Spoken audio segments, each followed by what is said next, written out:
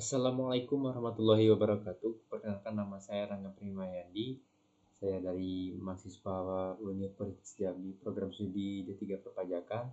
Di sini saya akan menjelaskan materi tentang pajak penghasilan pasal 21 final dan pajak penghasilan pasal 26 bagi PSPLN, di mana untuk memenuhi tugas mata kuliah pemotongan dan pemungutan pajak penghasilan. Langsung saja kita mulai videonya. Pendahuluannya adalah PPh pasal 21 final dikenakan atas penghasilan tertentu yang bersifat final atau tidak dapat dikreditkan. Nah, sedangkan kalau yang PPh pasal 26 itu dia itu penghasilan yang diterima oleh SPLN dari Indonesia,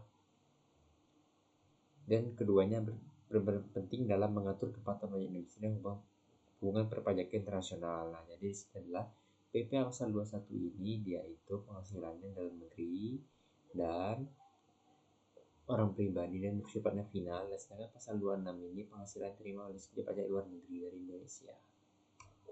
Nah, apa itu PPh pasal 21 final? Nah, pajak ini adalah pajak yang dikenakan secara langsung dan seketika pada saat wajib pajak menerima penghasilan. Artinya dia itu langsung saat dia menerima penghasilan langsung dipotong, langsung kena tarifnya sendiri, tarifnya final, tidak dapat dikreditkan ke tahun berikutnya untuk pajak terutangnya. Namun tetap harus dilaporkan pada SPT tahun orang pribadi. Nah, untuk objek PPh pasal 21 final itu ada 5. Yang pertama ada uang pesangon, uang manfaat pensiun, tunjangan hari tua dan jaminan hari tua, honor atau imbalan lain yang dibebankan pada APBN atau PPD yang diterima oleh PNS, anggota TNI atau Polri, pejabat negara dan pensiunannya, di mana hal ini diatur dalam Peraturan Pemerintah Republik Indonesia Nomor 68 Tahun 2009 di Pasal 2 Ayat 1. Boleh kalian cari di Google, cari itu sumbernya, Peraturan Pemerintah Republik Indonesia Nomor 68 Tahun 2009. Di situ diatur mengenai pajak penghasilan pasal 21 final. Nah, untuk tarif PPh pasal 21 final ini sama juga, dia dasar hukumnya atau peraturannya itu, dasar undang-undangnya, yaitu Peraturan Pemerintah Republik Indonesia Nomor 68 Tahun 2009. Nah, di mana sini dia kalau dia untuk tarif untuk uang pesangon dia ada kategorinya, di mana sampai dengan 50 juta dia 0%, dan lebih dari 50 juta sampai 100 juta dia ke 5%, dan 100 juta sampai 500 juta dia 15%, dan lebih dari 500 juta ke atas itu 25%. Sedangkan untuk yang manfaat uang pensiun, tunjangan hari tua, jaminan hari tua, dan tarif yang berlaku itu dia karena hanya 2 lapisan, di mana dia sampai dengan 50 juta dia 6% dan lebih dari 50 juta dia 5%. Nah, untuk yang tadi yang honoraris pejabat PNS, ini ada golongan sendiri.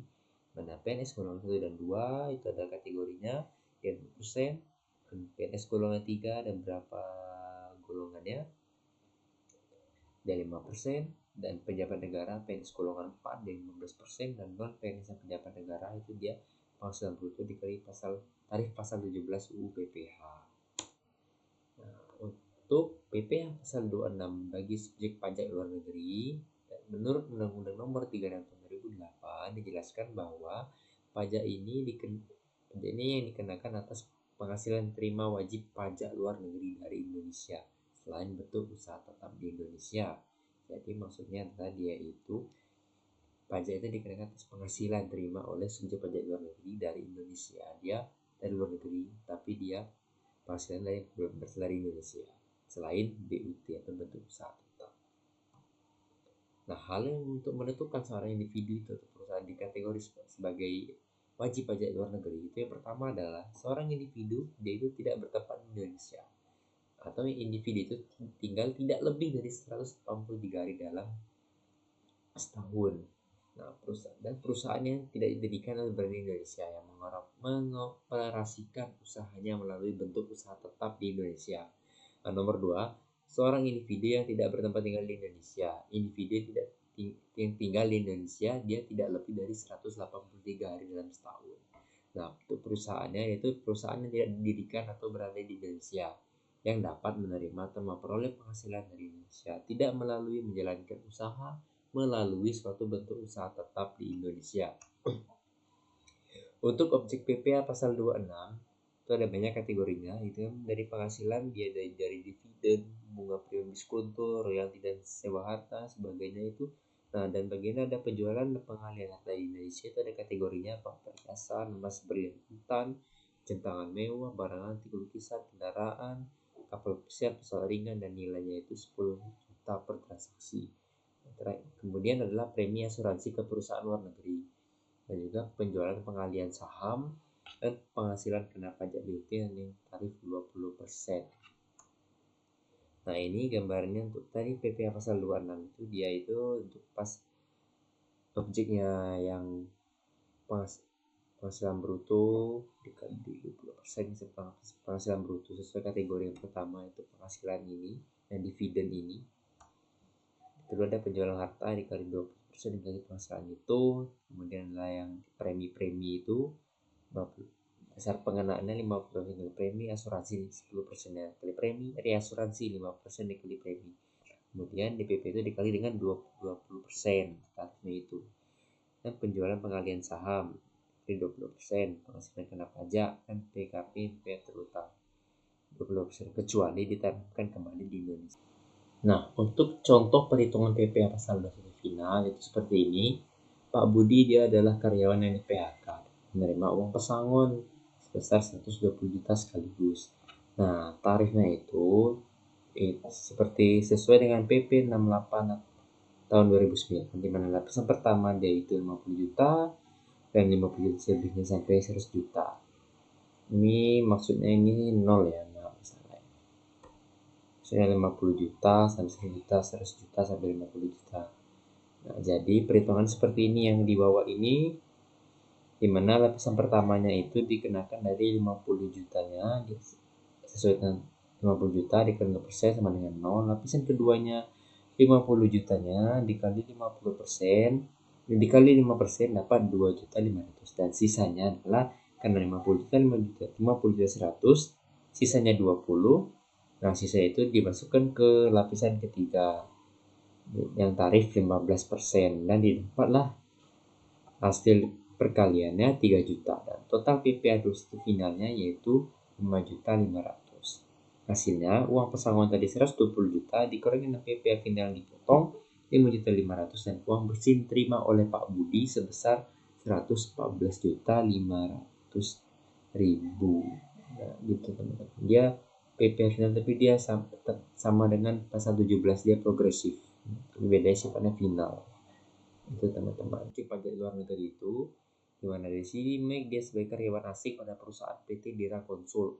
Mike bertempat tinggal kurang dari 183 hari. Mike sudah beristri dan mempunyai seorang anak. Dalam bulan April 2018, Mike memperoleh penghasilan gaji sebesar 5.000 US dollar sebulan. Nah, kurs yang berlaku saat itu adalah 11.500 per 1 dolar US. Nah, perhitungannya adalah kita ubah dulu dari US ke duit kurs di Indonesia, kurs rupiah. Jadi 5.000 dikali 11.500 ya dapatlah gaji sebulannya 57.500.000. Nah, karena dia bagi pasal 26 bagi SPL ini tarif 20%, mana dikalikan dengan 57.500.000 penghasilan brutonya dan didapatlah PPh pasal gaji Mike tersebut pada bulan April 2018 sebesar 11.500.000 rupiah. Jadi gitu perhitungan. Kesimpulannya adalah bahwa PPh pasal 21 final ini merupakan pajak atas penghasilan tertentu yang bersifat final dan tidak dapat dikreditkan sehingga selesai pada saat pembentukan dilakukan. Sedangkan kalau PPh pasal 26 dia dikenakan penghasilan yang bersumber dari Indonesia dan diterima oleh subjek pajak luar negeri dengan objek tertentu sudah kita tampilkan tadi, ada dividen, bunga, royalti, jasa dan penghasilan lainnya. Kedua jenis pajak ini bersifat final dan kewajiban pemotongan berada pada pihak memberi penghasilan. Nah, penerapan ketentuan ini bertujuan untuk memberikan kepastian hukum, kemudahan administrasi, serta menjamin penerimaan negara dari sektor perpajakan.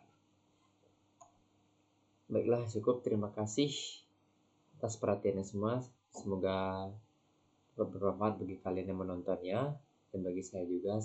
Mohon maaf jika ada kekurangan saat penjelasan mohon dimaafkan. Terima kasih semuanya. Wassalamualaikum warahmatullahi wabarakatuh.